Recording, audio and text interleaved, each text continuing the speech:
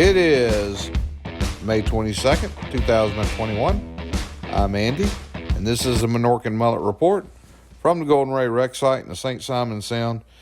There was a lot of tug activity out at the site today. Saw some barges being moved around. The Caitlin was at the VB underneath the superstructure, and all that movement around, of course, means that the environmental barrier has to be back opened. So the south gate today was again open, and the north gate is remained open. It has been open since last Friday.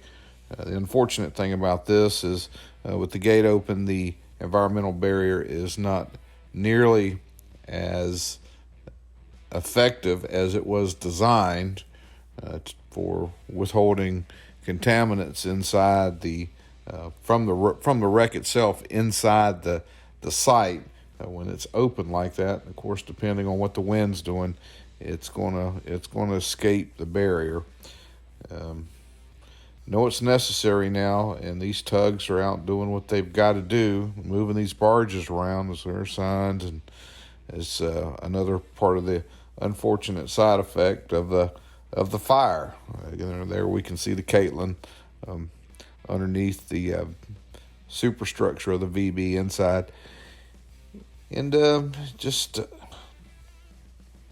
situation that we've got right now with the site following that fire from last week.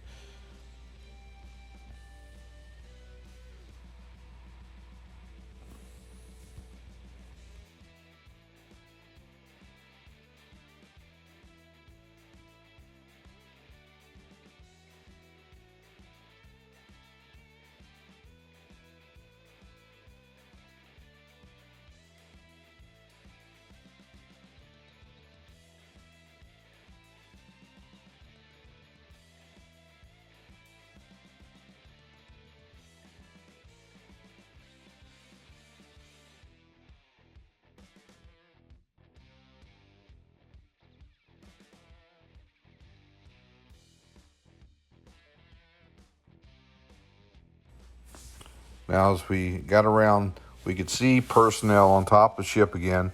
It looks like they were really taking a close look at some of those lifting lugs that make up the system by which, after the ship is cut, and actually while it's being cut, they're suspending that ship section. We could see personnel up on top of the ship, and they seem to be taking a closer look at those items there.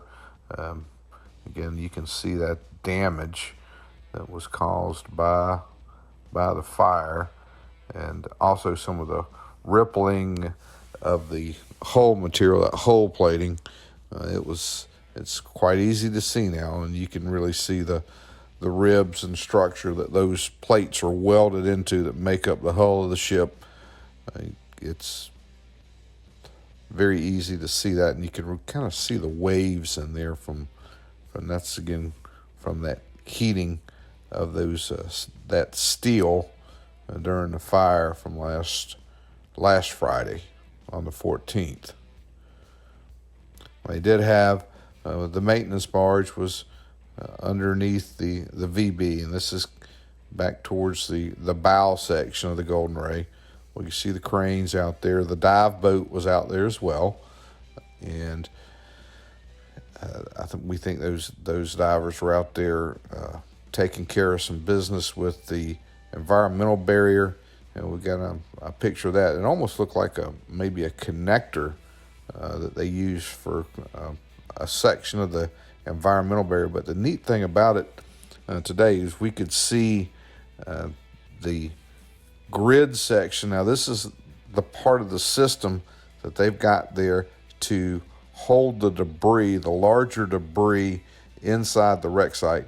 And you can see by the size of these things, these squares, and the netting part of this thing is constructed of cable and like nylon strapping, and they're about 5 foot square. It's pretty large. These sections, these pieces look like they're probably they would hold a car maybe into the site, but the other debris, it's going to get through these sections. So this is part of what they've got down to hold the bigger pieces inside the wreck site, and the rest of it is kind of left. Once it gets in there, it's going to drift on through these sections of netting. And here's a pretty good shot of it. You can really see how big those grids are that make up that netting system. And this system is supposed to stretch on down to the bottom, and then it comes up, and I think this little short section is like a connector, if you will, for the environmental barrier. Now, a lot of people are starting to get out. Saw this is at the north end of Jekyll Island. A lot of people out on boats today.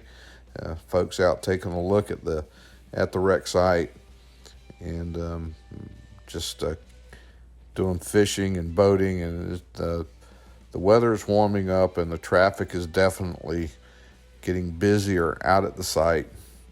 And we've got contaminants still coming out of the ship.